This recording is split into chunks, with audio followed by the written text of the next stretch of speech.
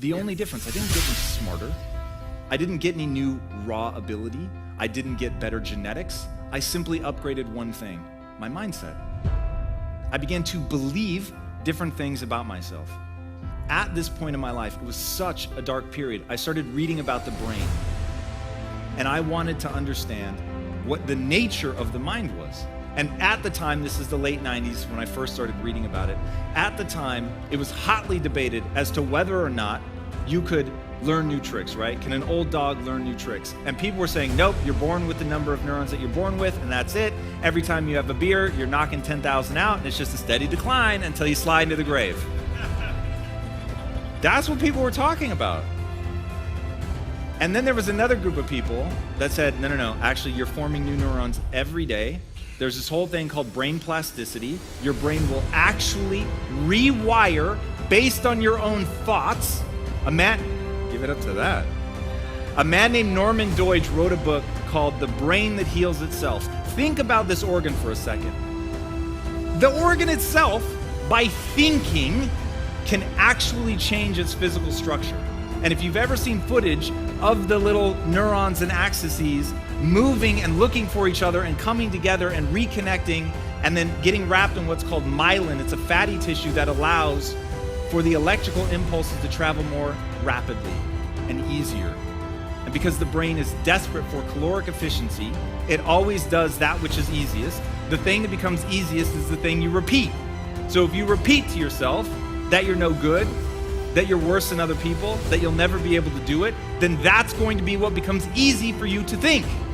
That's how the brain works. That's why if you practice something, you get better at it. Now, most people practice thinking really lame stuff about themselves.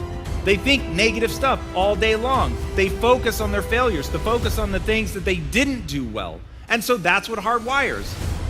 They focus on all the ways that it could go wrong. I always tell people, stop rehearsing the failure and stop rehearsing it under the guise of I just want to be ready. I want to have a backup plan. Well, the problem is what you're going through over and over and over is how things are going to go wrong. It is far better for you to put your energy into how to make sure that they go right. Then you're rehearsing over and over and over. You don't just think about the 1,000 ways that a building could fall. You think about structural integrity. You think about how do you build that in? Where do the posts have to be? That's the thing that you rewire over and over. So I have a dream. Okay, fantastic. I have one question. What skills does your dream require you to obtain? Now you know what to do. Now you know how to spend your time. So even though it was this hotly debated thing, I decided I was going to believe in brain plasticity. Why? Welcome to one of the most important rules in my life. I chose to believe it not because I knew it was true. I chose to believe it because it was empowering. And I only allow myself to do and believe about myself things that are empowering. I think humans have an extraordinarily hard time determining what is true. You're something like 5 times more likely to believe something negative about yourself than you are something true. Your brain's job is to keep you alive. It is not to keep you thriving. So it's going to protect you from danger. It's going to send warning signals all the time. It's going to tell you that you're smaller than you really are so that you don't take that risk. And look, I don't think people have a moral obligation to do something great. I don't even know that my way of life is the best for everyone. I think you have to be really careful who you take advice from. And in the beginning of that intro, they took a snippet from a longer thing, and I want to give you the longer thing now.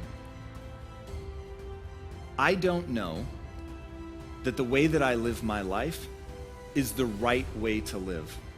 Maybe just trying to find peace, calm, and a stress-free life would be better for you. All I know is, if you want to be great, if you want to play on a world stage, I'm your man. And let me tell you what I've learned. You're going to pay an extraordinary price to become the person that you want to become. And it starts with having the dream, because you have to have clarity. You've got to know what you want. And I find that a lot of people fall down on this. They don't know what they want. They have some general sense. They'll say things like this: Tom, I know exactly what I want, man. I want to help people. Fantastic. In what way? How are you going to help them? How are you going to measure your success? There are so many ways to help people, and